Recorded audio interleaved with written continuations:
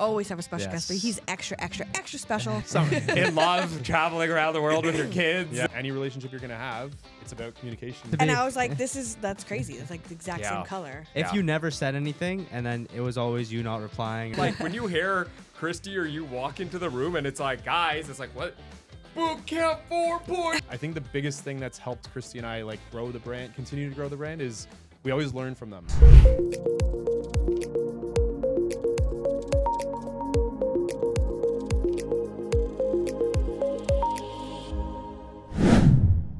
Guys, we have a very special guest today. We always have a special guest, but he's extra, extra, extra special. Extra special. If you're watching this, you do not want to skip past this. There's going to be so much coming at you. If you want your life to change, if you want to be moved, this is the episode that you want to watch. His name, ladies and gentlemen, is Jeff Ham. Yes. Thank you. He's one of the partners that started The Fresh Approach. Yes. And he's actually the reason that we're all sitting He's here our today. mentor. Yes. Yeah. Okay, I'll take it. This is your first podcast, right? First podcast of my life, so appreciate you guys Exciting. popping my cherry. Yeah. It's a lot easier than what people think. A lot of people think because the camera's on you, it's nerve wracking, but Yeah. you don't even notice them after a while. I like to keep it you guys organic. make me Yeah. comfortable. Yeah. I'm Yeah. Yeah. good. It's like being with family. I've known you for, I don't know how many years now, 5 years? I 5 think or I met 6, you in yeah. 20, and you wow. get better and better looking No. as time goes No, by. no. I know. I You see watch some those previous original? pictures. I'm like, that is not Jeff. You don't even have That to is see not. pictures. Go look at his previous listing videos, and now he's like shirtless, selling a $4 million house. He's like, hey guys, I'm gonna just jump in this hot tub here and go take a look at the house. That You one guys haven't seen me with hair. You sold that house in like 2 days. It was a 2-day sale, that one. Yeah, that was the a hot good tub. one. It was the hot tub. Have you ever taken Yeah. your shirt off again after that one? I have. I did it. A couple more pool ones, right? Yeah. So Nice. it started a trend. Yeah. Hey, well, It hasn't worked for the next two yet, but we'll see. We'll see. Well, thanks for coming on. When we you. started this podcast, obviously we wanted to have you on earlier on, just to pick your brain because this is a part of your vision as well, and a lot of the things that have happened in your life over the 5 years. Could you have seen it getting to this point? I mean, it was always the goal to Yeah. get here. The biggest thing that you never know is who you're going to be doing it with. Yeah. Right? So it's the Yeah. who that changes, and it's the who that is the most important part. Yeah. And I think that's the part where right now we're so happy with the who in Yeah. our world, right? So again, the business has its ebbs and flows, but the people are the most important part. That's what makes Yeah. the brand. That's what makes the culture. Yeah. And right now, you guys are a massive part of it. Yeah. And I appreciate you guys taking this vision on because you guys are the perfect people for it, and we're getting such good feedback Yeah. on Yeah. just how amazing this podcast is. Yeah, yeah. And I think it's because of I know it's because of the people that are doing it. Aw, So you guys are a huge part of our culture Yeah. and Yes. amazing. Well, before we get ahead of ourselves, Yeah, I let's guess back up a little let's bit. back up a little bit. Yeah. I just Who got is nervous Jeff? because I haven't seen you in so long, Jeff. It's Yeah. been like you've been like It's been like 2 weeks. Yeah, it's summer. in love, traveling around the world with your kids, and Yes. I'm just like, Family's important. But who is Jeff? Why did you get into real estate? How did it start Mm-hmm. in the beginning? Yeah. Like take us back to the roots and then how it's evolved to the Fresh Approach. Like give us that timeline because it's been like 20 years. It's been 20 years about in the business, 16, 17 licensed. Yeah. So it was by accident is the honest to goodness truth. Like I started out I was in university at U of T in Mississauga. And a lady from my church who was great friends with my mom and who I'd known for my whole life, she was a very prominent agent with Royal LePage, and her office was right by the U of T campus that I was at. And she ended up letting my mom know that her assistant had gone on maternity leave and she needed somebody to kind of fill in and help out with that side. And I was already working a couple part-time jobs, but I said I'd love to learn the real estate side and then help her. Absolutely. So I ended up coming on as her assistant, Oh, cool. which I'm not meant to be, as you guys probably know.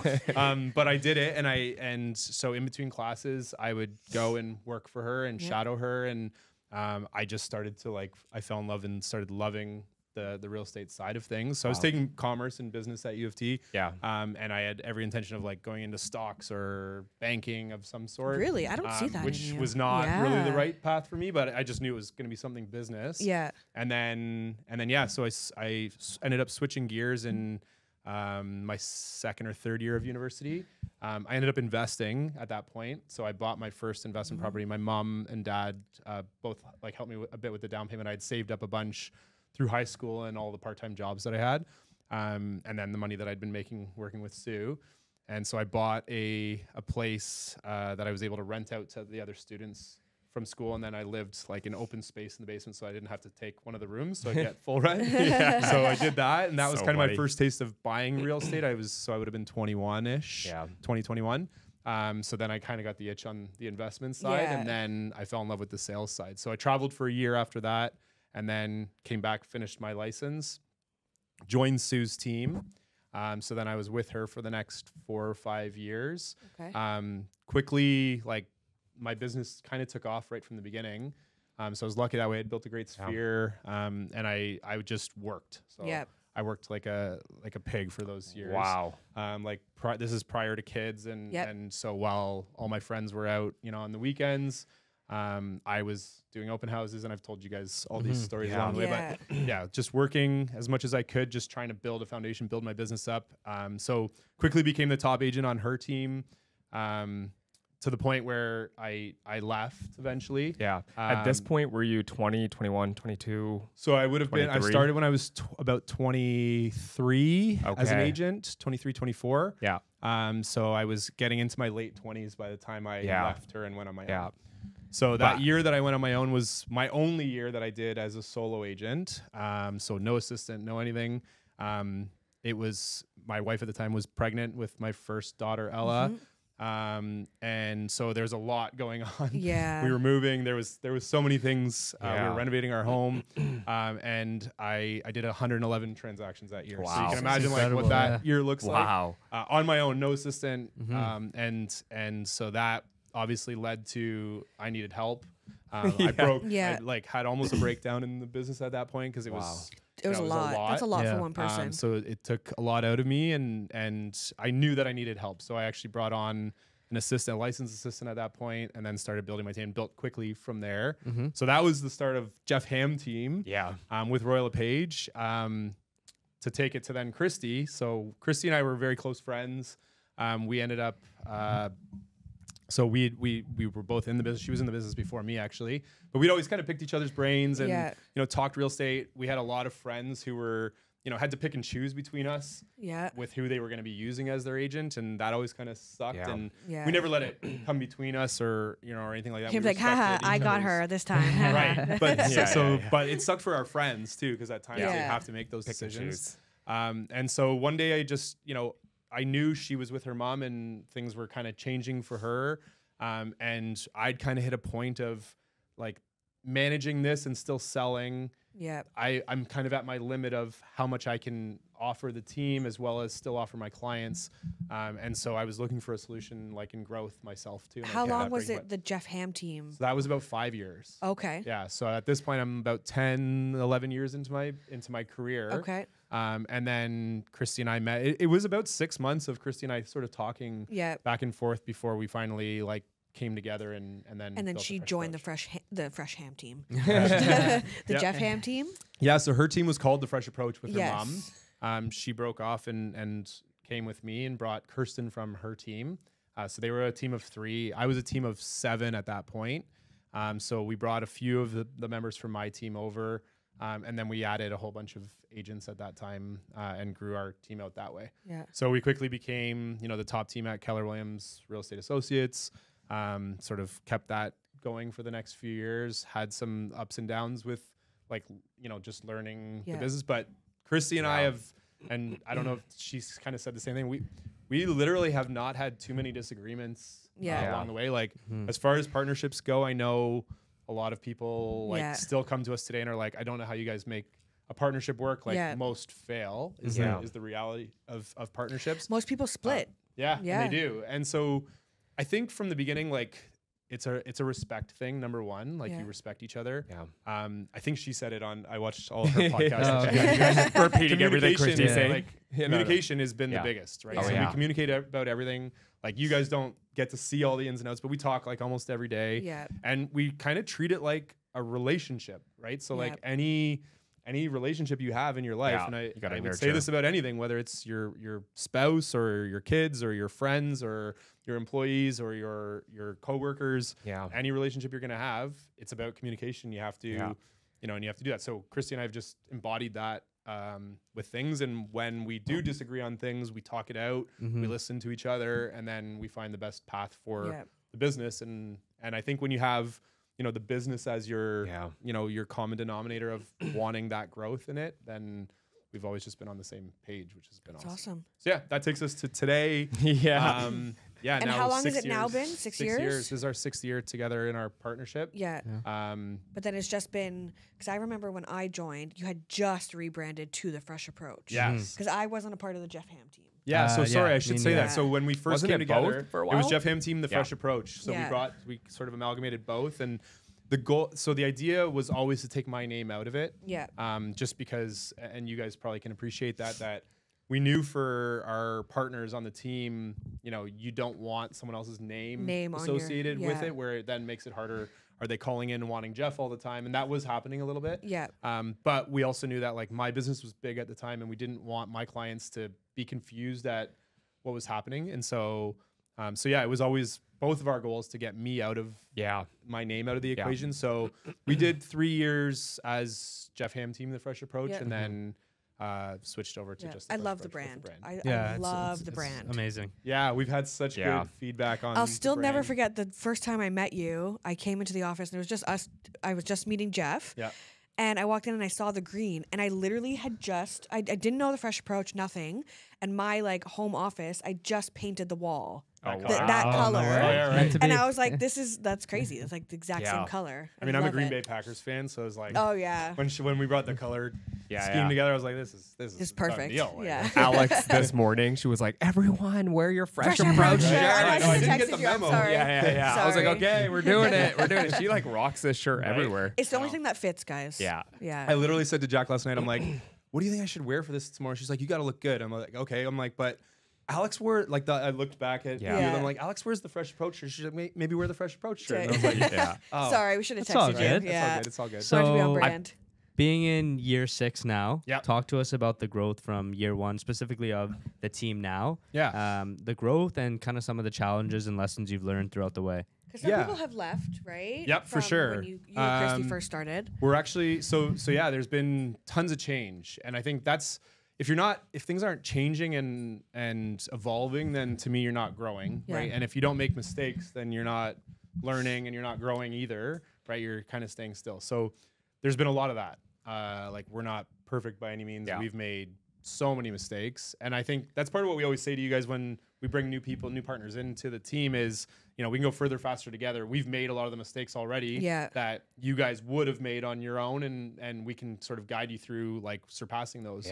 Right. So we've made a lot of mistakes along the way, but I think the biggest thing that's helped Christy and I like continue to grow the brand is we always learn from them. So even when we've had like great partners go off and start their own businesses after spending a few years with us, we always kind of talk to them on the way out and hear, you know, what's their reason for leaving or what's their reason for going and doing things on their own. And if there's ever like things that we need to learn from that, we've made changes almost immediately when some of those people have left. And so some of the things that we have now in place, like Chris's job, for example, like listing coordinator, like we made that change because of one of our partners that left. Right. And they gave us that feedback that, you know, you guys, we had, you know, a person doing that for Christy and I, but we didn't have one for the whole team. And so that extra leverage for our agents and our partners ended up just giving, you know, helping so much. Well, no one's left since, I think one person has left since I've joined.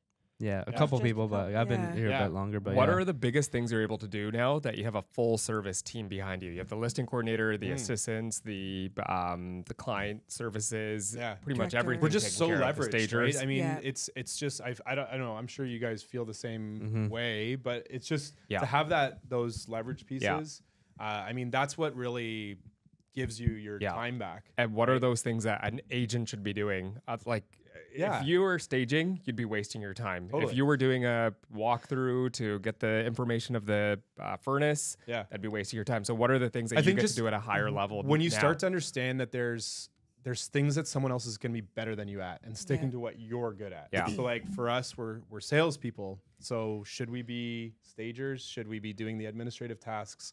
Right? Should we be right? We should be selling, servicing our clients. Right? Like that's what our job is on the sales side. And then on the leadership side, like I should be leading, I should be mentoring, I should be coaching. Right? So dealing with the admin stuff on that side would be me, you know, stepping outside of where my block of time should be. When you're just starting and you don't have all that leverage in place, you have no choice. You have to wear all those hats. But as you're able to, it really does limit you from growing, right? To not have those in place. And so that's why, like, you know, us combining all of our everything together allows us to all to grow and to move faster, right? What would be your advice for a brand new agent? Because I've had some newer agents come on the team. What's your advice to them when they first start? So it's always to build a strong foundation, right? So you really want to you have to build a database, right? And you have to you really have to reach out to those people. I think people overcomplicate this business, and I've told you guys lots of times, like it's the biggest challenge that I see is, you know, why don't people talk to everyone that they know and go out? Scared. And there's this fear that holds a lot of people back.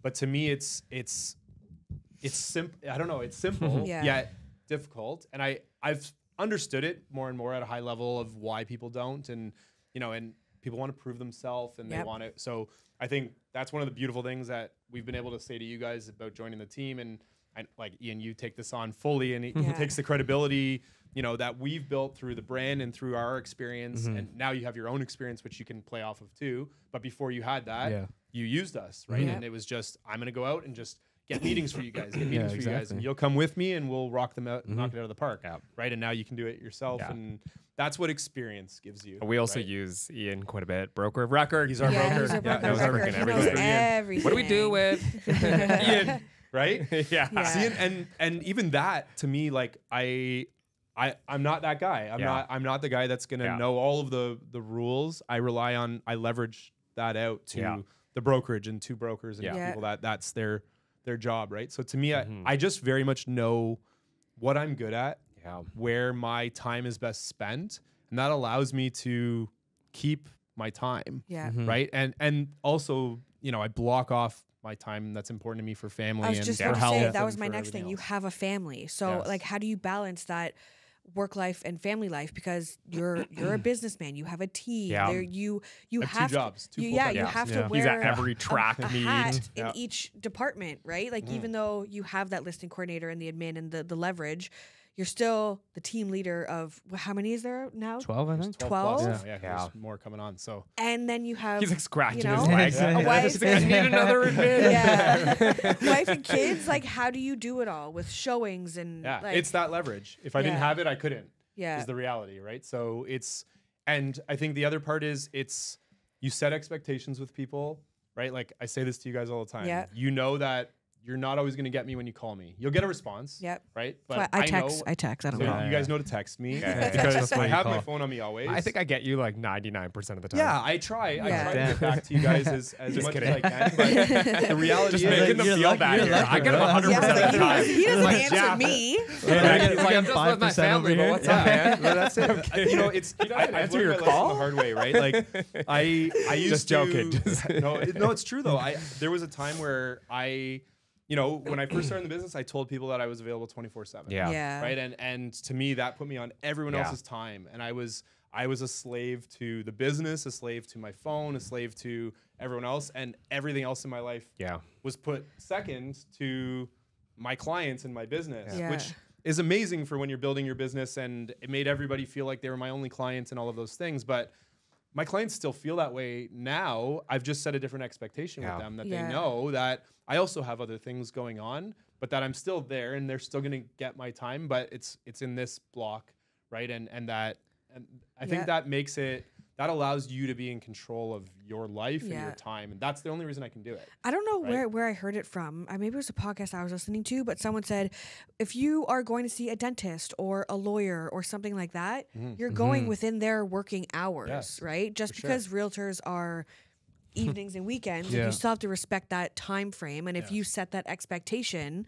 then you're going to get that in return, right? It always comes down to the expectation that's been set. Because if you don't, right, and this is what I always say to people, if you are trying to tell yourself that I'm not available between 6 and 7 because that's my time with my family, that I'm going to have family dinner, but then someone calls you at that time and you take that call, you just lied. Yeah. Right? That's not a blocked time. That's not your time anymore. You just gave that time to whoever called you. And now they're going to want that again and again. And you now just set the expectation that you're available then. Yeah. Right. Whereas for me, most of the time I'm not available.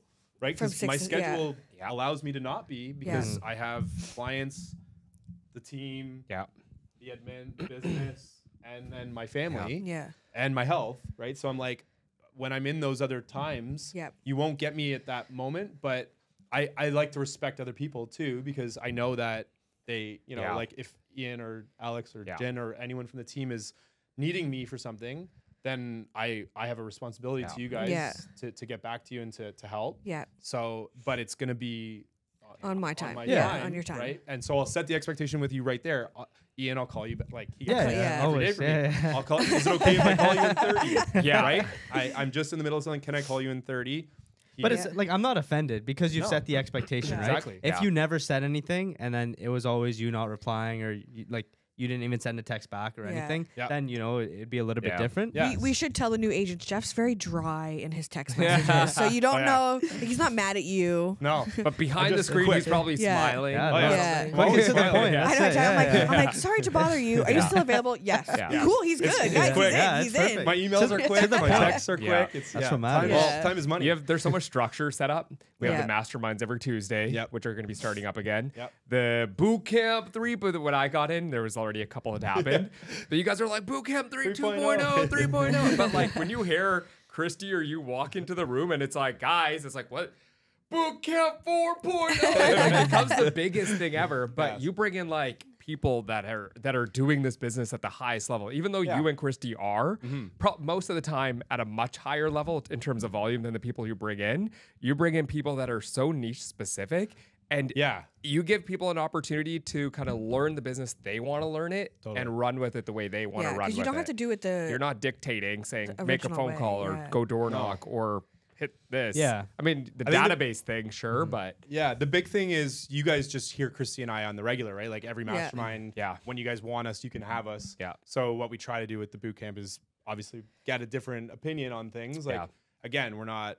the voice of God. We're just giving it based on our experience. But there's a million other experiences that other people have had, and there's other people that are doing, we do the business across the board at a decent level, but there's certain people that have niched out and are doing just this, and they're doing it here, right? And so why not learn from that person? Plus, every person on our team is at a different level and doing things differently. So, let them hear from people that are at the same level or just above them or where they want to go next. Yeah. Instead of like, hearing from somebody that's here when you're here, it's hard to relate sometimes, right? So I think that's what we try to do with boot camp is really like find those people that are going to connect to you. I think it's great, right? So now that you've been in the business for obviously like a good long time, talk to us about, one of the biggest failures that you've had and how you've kind of overcame that. Yeah. I mean... I never I don't know. I don't like the word. Maybe not the word failure, but you get what I'm trying to get at. It's like a setback, but you look back at it now and it's like, okay, this has helped me get to here. For sure. Like we've definitely made mistakes and screwed up. And again, I'm the first to say it. I'd say, some of the big ones were, the biggest one is sometimes not noticing something before it happens, right? So when we've had some agents leave along the way, and I think we've gotten better at this, but, communicating with them and meeting with them enough to understand what's going on in their world or leveraging that out. Like I know Britt's so amazing at connecting with all of you guys to know where you guys are at and just so having that communication to really and asking those questions more. Yeah. We had a whole bunch of people leave all at the same time, right, in COVID. And part of that was the disconnect that COVID gave us. Right? We were all used to being in the office and there was this amazing culture we'd built leading into that. And then all of a sudden everybody's got to be at home.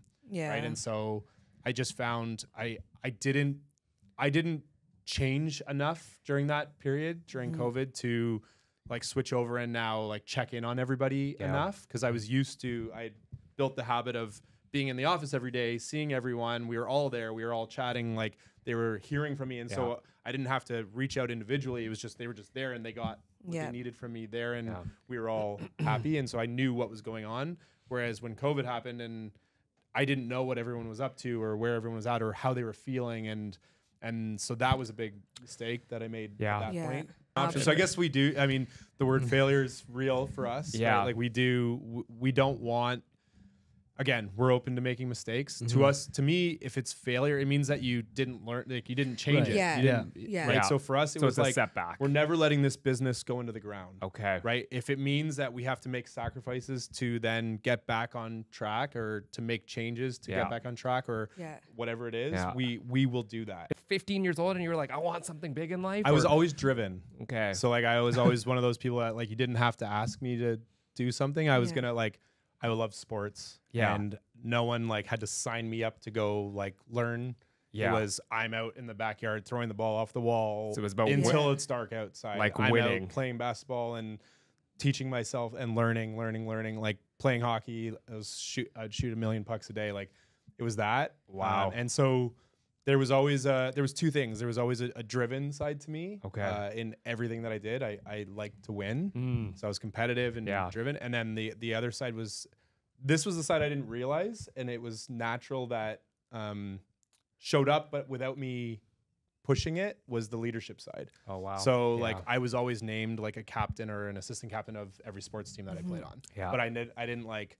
You know, that's just chosen by somebody else. You don't push for that, but they see that quality in you, right? At the church that I went to, like I always kind of led the groups and I was the one speaking and things like that. So it was, and then in business, you know, even I was on a team, but I took a leadership role in the team. At school, I like, you know, I led You did have that what is it, the disc, the dominant trait, ID. And so you don't know that growing up as a kid, like but it was just when I looked back and when I sat down and people started asking me those kind of questions, I started to realize like I guess that was like a natural thing that was just embedded in me that I didn't realize I had. Where did that come from? Was it somebody in your life that my grandpa led a church. Oh, right? So he was a pastor, right? And so like he spoke every Sunday and was the leader of the. He's a pastor's child, everybody. Right? No, pastor's grandchild. It all makes sense grandchild. now. It all makes sense. Yeah, right. So that was part of it, and then my That's and he powerful. was a big mentor for me. And then my dad, like he was a leader at his company, right? So he had a leadership role there. So I think there was some of that, like especially the men in my life always kind of like they ended up in leadership positions. Was there ever, as a child, was there any like biblical Bible verse that like you held on to? You know how there's things like all things happen for good for those that love the worst Lord, or that kind of stuff. Yeah, I mean, definitely, I had a religious background growing up. Like, there's no like ifs, ands, or buts. And I think it was more. I don't go to church today the same way that I did growing up, but the values that were instilled in me from an early age in that world was, are with me to today. And I've instilled them in my children, and I live by those values, and I will till the day I die. Okay. So that's kind of, my more the way I think about religion, and that is it gave me just those good morals, those good values, just to be a good human, right? So you want to be on his team because he's gonna win, and tomorrow he's playing baseball, right? I said no, and I said yes, and then we have a lot going on with the team. And so if you want to win in real estate, you want to be on this team. Yeah. So you go. Okay, I know you and Christy are in growth mode now. So talk to us about 5 to 10 years from now where you want to see the team. Yeah, it's funny, especially when we had that that loss during COVID where a lot of people left, and we sat down with each other at that point and said, is this a sign? Do we go back to just me and you now and then build this differently and free up some time because we won't be mentoring and coaching, we'll just be selling and doing our thing, and you go smaller but with a different approach. We actually sat down with Sonny and Steven at the time too, and both of them were like, that's not you guys. Like, we were with you when you built this vision out of what you guys wanted, and it was like this. So like, you're gonna go here now, and we both looked at each other like, failure is not an option, right? Like, we're doing this. Wow. So we actually like turned that year. It ended up being our very best year. Like the year that we lost our top 5 agents on our team was our best year in the business ever, right? So like if that's not like failure's not an option, like overcoming something, then not. But yeah, like to answer your question, growth is the path that we've chosen to take. Right. And I think part of doing that is you really have to, the people that you're in business with and that you're partnered with, which is all of you guys, have to be understanding of that same vision and that same growth. I was on teams and had teams before that growth became a challenge because the people that you were involved in the business with didn't see that and didn't see it. And so they looked at it like, oh, if you bring another person on the team, then that means I get less of your time, or there's no lead for me, or whatever it was. Whereas I think when you can like build a collaborative organization like we've built, and a leveraged organization like we've built, and you can see that you're bringing people in that are like-minded and have similar values, and you can be on board with that growth. Right. And you can actually see it as like, no, this is going to benefit me, not help me. This makes our overall brand, credibility of our brand even bigger when we bring good people in. This last year that I've been involved, you've turned down so many people, not because they're not great people, but because you have such a intense process. It's the culture. It is. It's the culture. So you bring people in for a couple of days, and then next thing you know, they don't make it past. We say no to more than we say yes to. That's for sure. Like by a large margin. And and that's not a knock. Like you're fired. But it's are we good? Right? It's once you're here, you're in. You're in. But there's a protectiveness to what we've built, right?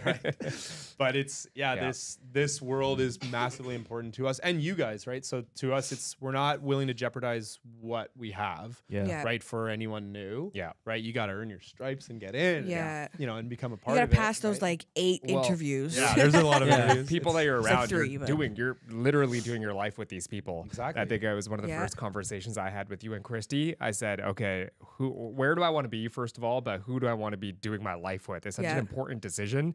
Do I want to be waking up to these people? And then I had to dive deep into what your values were, your ethics, and just who you were as people in general, plus everything else that you guys do as a business. I think it's so inspiring, the vision that you guys have.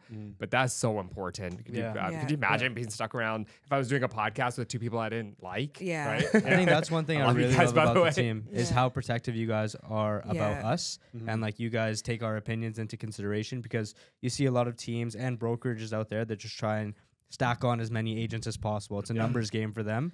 Whereas you guys, it's the complete opposite. You still want the numbers. You can still grow. But one bad apple, as you guys said, kind of ruins it for everybody, right? Yeah, it can. And I think when you have the mindset of like everyone that you're in business with is your partner. Right? Like that's what you guys are to me, right? Like you guys are not you're not my employees. You all are independent contractors. You have your own businesses supported by our business. Right. It's not so I'm not I'm the first to say it. You guys will call me your boss, or someone will say the B word. I'm like, no, I'm not your boss. I'm your partner. You always say, even when we're in appointments, you always say we're partners. I've always noticed that. Yeah. And to me, that's the way I look at it. Right. So that's a different mindset when you think of the people that you're in business with and doing this with as that. There's a different respect to that. There's I respect your guys' time. You guys respect my time. We all want to do this together. And every time you bring somebody on, it's so funny because like we instantly fall in love with anybody. Like Faye came on, and Sarah, and just I every love Sarah. single. She's so sweet. Yeah, so sweet. The cool thing about you and Christy, sure, it's very business focused when it comes to goals. But I remember. No, but yeah, we have a lot of fun. But I remember you guys asking, so what's your personal goal in your life? What do you have a health goal? Do you have a what do you want? Where do you want to get in your mental space? Or you don't ask those specific questions, but you say, what is it that you want in your personal life? How can we support you there as well? And coming from leadership, that was a very powerful thing because usually it's numbers, stats, Well, you don't get one without the other. Right. And that's like a huge lesson for everybody to understand is like if one of these areas of your life is, and we did that, that lesson with Sunny that time. But if one area of your life is lacking or failing, it has an impact on the rest. Like I've had those times that you didn't recognize me and my health was off. Right. And when those times are happening, my business suffers because of it, or something else in my life suffers because of it.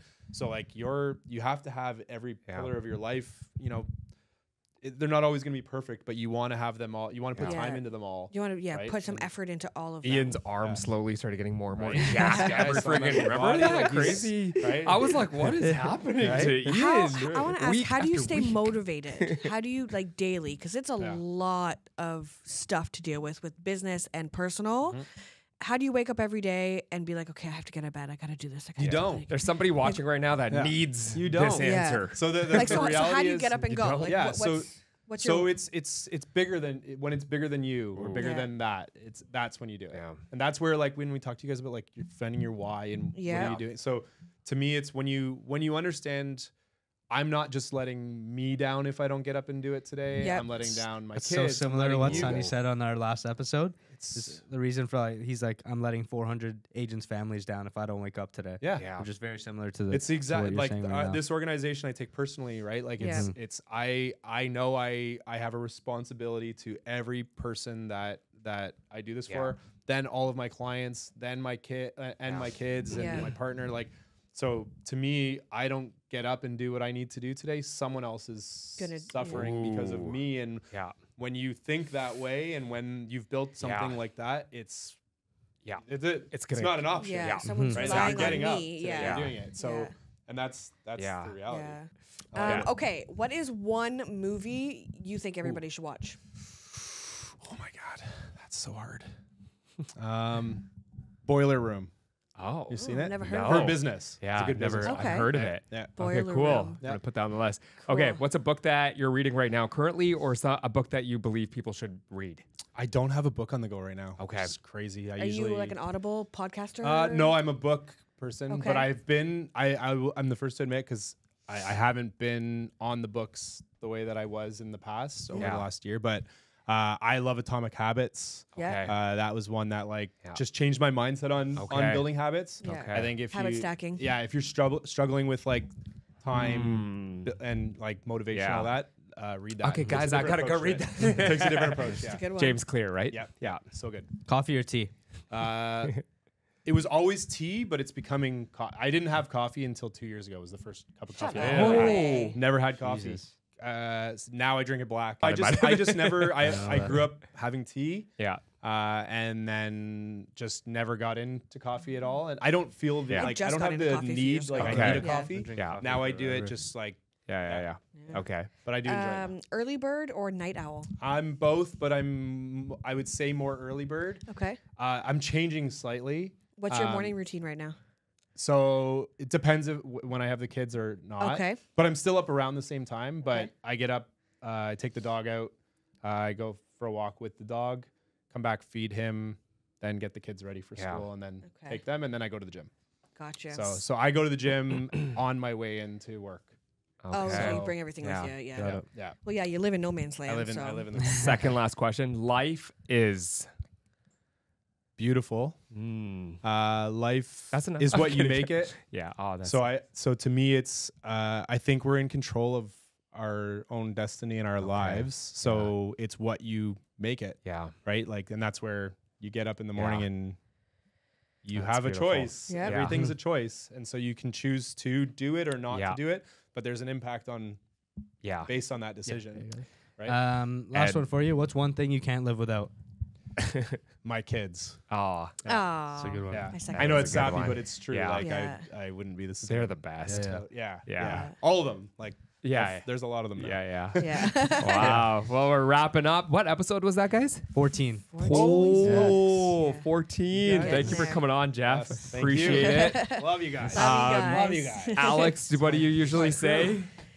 Like, comment, subscribe, ask us questions. If you have questions for Jeff, we can have him on again. So we'll definitely have you on on a future episode. Some repeats. You guys are doing so amazing. I'm so proud of you guys. It's awesome. Thank you. And if you want to find you anywhere on social media, or the team. I mean, the team one's always. I actually have access to that one as well. But my personal one's Jeff Hammond Fam.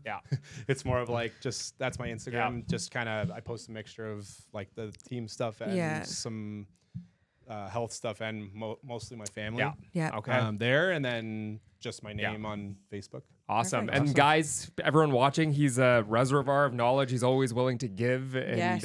provide insight anywhere. So if you're growing a team and you want some tips from Jeff, Yeah, always willing he's to help. always willing to help. Awesome. Thanks for coming Okay, on. thanks for having us. Thanks, Jeff. Thanks for coming on. Yeah.